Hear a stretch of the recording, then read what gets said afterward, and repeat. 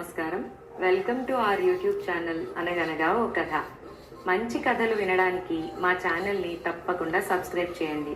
అలాగే మీ friends and ఫ్యామిలీకి share చేయండి. ఇవాల్టి మన చందమామ కథ పేరు ఉపకార నేరం. ఒకానొకప్పుడు ఒక దేశపు రాజు వేటకు వెళ్ళి వేట తమకంలో పడి అరణ్యంలో ఒంటరిగాడైపోయాడు. ఆ సమయంలో ఒక మనిషి పులితో పోరాడటం అతని కంటపడింది.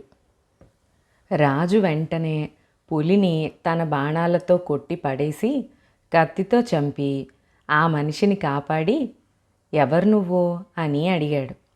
నేనెవరినో చెబుతాను, ముందు మీ చేతులు చాచి చూపించండి అన్నాడా మనిషి. రాజు ఆశ్చర్యపడి తన 2 చేతులు ముందుకు చాచాడు. వెంటనే ఆ మనిషి రాజు 2 చేతులను కలిపి కట్టేసి, నేను దొంగను అని రాజు దగ్గర ఉన్న ఆభరణాలన్నీ తీసేసుకున్నాడు. రాజు అతను చేసిన పనికి నిర్ఘాంతపోయి, నేను పులిని చంపి ఉండకపోతే నిన్నీ పాటికి పులి చంపి ఉండును కదా, ఎందుకిలా చేస్తున్నావు అని అడిగాడు.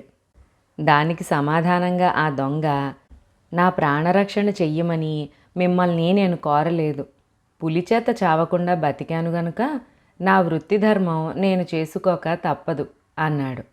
అతను రాజు ఒంటి మీద ఉన్న నగలన్నీ ఒలవటం పూర్తి చేసి అరణ్యంలో ఎటో వెళ్ళిపోయాడు. తరువాత రాజు పరివారం రాజును వెతుక్కుంటూ వచ్చి చేతికట్లు విప్పింది. రాజు తన నగరానికి తిరిగి వెళ్ళి, ఇక నుంచి ఈ రాజ్యంలో పరోపకారం చేయడం నేరంగా భావించబడి తీవ్రంగా శిక్షించబడుతుంది అని దేశమంతటా చాటింపేయించాడు.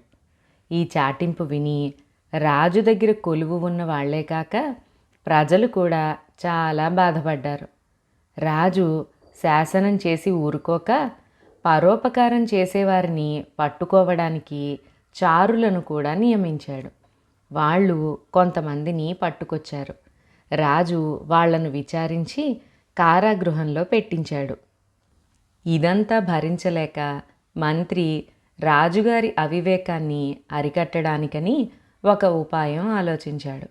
రాజుగారికి ఈ విపరీతమైన బుద్ధిని కలిగించిన దొంగ విచ్చలవిడిగా బాటసారులను కొల్లగొడుతున్నాడని మంత్రికి తెలియవచ్చింది. అందుచేత మంత్రి మారువేషం వేసుకుని కొంత డబ్బును తన వెంట తీసుకుని అరణ్యంలోకి ప్రవేశించాడు.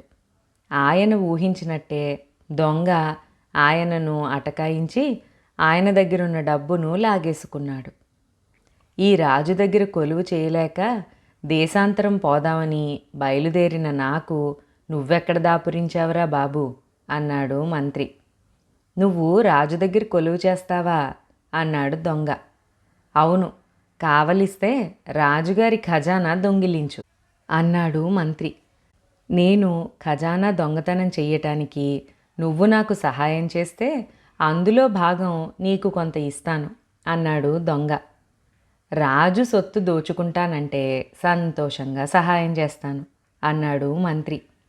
ఆ రాత్రి వాళ్ళు రాజభవనం సమీపంలో ఉండగా మంత్రి దొంగ దొంగ అని కేకలు పెట్టాడు. కాపలా వాళ్ళొచ్చి దొంగను పట్టుకున్నారు. మర్నాడు రాజు దొంగను చూస్తూనే, ఈ నీచుడి తల నరకండి అన్నాడు కోపంగా. ఆ మాట వినగానే మంత్రి పెద్ద పెట్టున ఏడవడం మొదలుపెట్టాడు. దొంగను తల తీయమంటే నువ్వెందుకేడుస్తావు అని రాజు అడిగాడు. మహారాజా, ఈ దొంగను చంపి తమరు దేశానికి పెద్ద ఉపకారం చేస్తున్నారు, కానీ ఉపకార నేరానికి గురవుతారు అన్నాడు మంత్రి. రాజుకు ఆ మాటతో జ్ఞానోదయం అయింది. ఆయన ఉపకారులను విడిపించి ఉపకార నేర శాసనం రద్దు చేయించి దొంగకు మరణదండన విధించాడు. మనకు జరిగిన ఒక్క చెడ్డ అనుభవంతో తప్పుడు నిర్ణయాలు తీసుకోకూడదు అని చెప్పే ఈ చిన్న కథ ఇక్కడితో సమాప్తం. మరొక మంచి కథలో మళ్ళీ కలుసుకుందాం. అంతవరకు సెలవు.